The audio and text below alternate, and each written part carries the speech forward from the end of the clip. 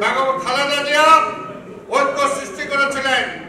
আমাদের নেতা তারেক রহমান বারবার বলছেন আজকে দেশটাকে শেষ করে দিয়ে গেছে আওয়ামী লীগ। বিএনপি কোনো দাবি করে না।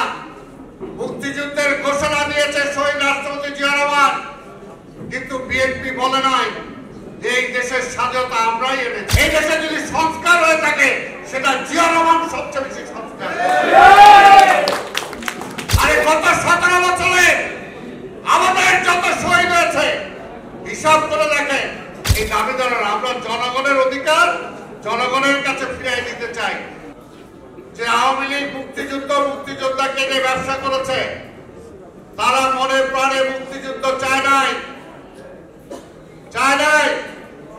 তারাই হলো পাকিস্তান প্রেমী দল, যারা যুদ্ধকালীন সময়ও মোস্তাককে নিয়ে তাদের আওয়ামী লীগের এমপিদেরকে নিয়ে পাকিস্তানের সাথে কনফারেন্সেশন করতে চেয়েছে।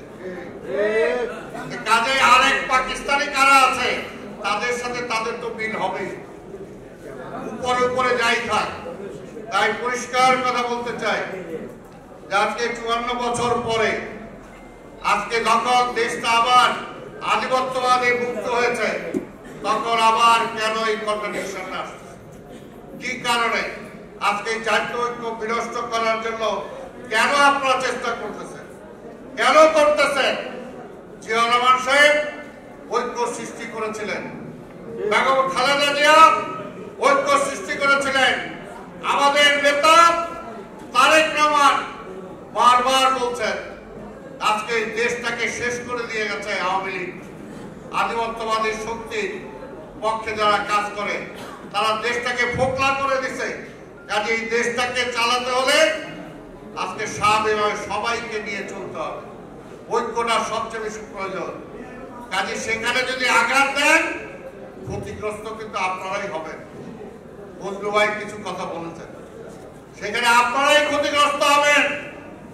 ওইখানে আঘাত দিয়েন না, ওইখানে আঘাত দিয়েন না। বিএনপি অনেক কিছু সহ্য করে আছে।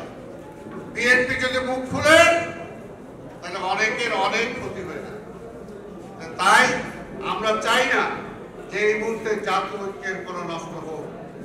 আজকে আরেকটা যারা আছে অনেকে এই 5ই আগস্টের দাবি নিয়ে সব বলতেছেন তারাই সবকিছু হয়ে যায়। আমি বলতে চাই যে এখানে ক্ষমতাটা যদি সেদিন, বারবার বলছি, আমি আবার বলি, যদি সেদিন তারেক রহমান রাজি হতো, যদি সেদিন আন্দোলনকারী রাজনৈতিক দলকে নিয়ে বিএনপি জাতীয় সরকার গঠন করত, তাহলে আপনারা কোথায় থাকতেন? কোথায় থাকতেন? আর যদি সেদিন রাজনৈতিক দল যদি সেই সময় তারেক রহমান সাহেব সেই সিদ্ধান্ত না নিত, দেশের মধ্যে একটা অরাজকতার সৃষ্টি হতো। যদি সেনাবাহিনী ক্ষমতা নিত, আপনারা কোথায় থাকতেন? কাজে যাই বলেন হিসাব করে বলতে হবে, হিসাব করে বলবেন। বিএনপি কোনো দাবি করে না। মুক্তিযুদ্ধের ঘোষণা দিয়েছে শহীদ রাষ্ট্রপতি জিয়া রহমান, কিন্তু বিএনপি বলে নাই যে এই দেশের স্বাধীনতা আমরাই এনেছি।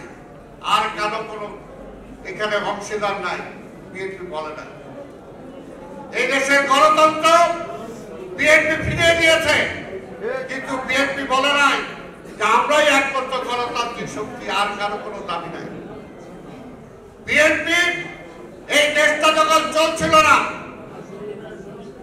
যখন 75-এর আগ পর্যন্ত মানুষ না খেয়ে মারা যাচ্ছিল, সেনাবাহিনীতে, এখানে হাফিজ ভাই আছে, সেনাবাহিনীতে কাউন্টার কু চলছিল, শিক্ষা প্রতিষ্ঠানে পড়াশোনা চলছিল না, ব্যবসা ছিল না, মিল ইন্ডাস্ট্রির নাট পর্যন্ত আওয়ামী লীগ বেঁচে খায় বলছিল। সেই সময় এই দেশের মানুষ, সিপাহী জনতা ঐক্যবদ্ধ হয়ে জিয়া রহমানকে নিয়ে ক্ষমতায় বসাইছিলেন। আবার জিয়া রহমান এসে আবার দেশটাকে ট্র্যাকে নিয়ে আসছিলেন। বিএনপির সাথে আওয়ামী লীগকে মিলায়েন না, বিএনপির সাথে আওয়ামী লীগকে মিলায়েন না।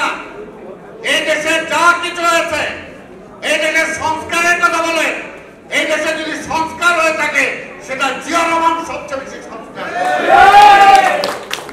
তার জন্য ঢাকঢোল পিটায় নাই, ঢাকঢোল পিটায় নাই। গণতন্ত্র ছিলই না, ভোটের অধিকার ছিল না, রাজনীতি করার অধিকার অবস্থা হয়েছিল সেখান থেকে দেশটাকে তিনি ট্র্যাকে আনছেন। কিভাবে আনছেন? ডাক্তার পিটাইছেন।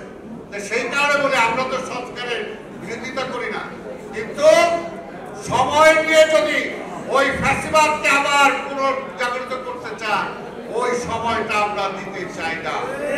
পরিষ্কার কথা, এই দেশে জিতে চায় না। হিসাব করেন কে মারা গেছে। আরে গত 17 বছরে আমাদের যত শহীদ হয়েছে হিসাব করে দেখেন।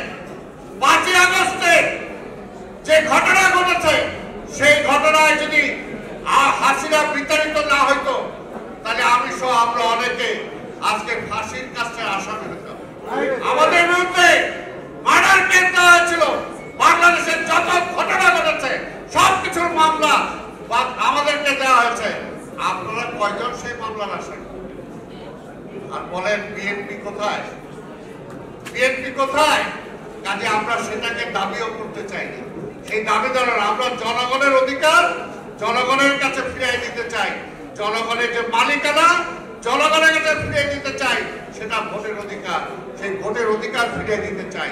তাই আজকে পরিষ্কার কথা, আমরা আবার বলি জাতীয় ঐক্যটা সবচেয়ে বেশি প্রয়োজন।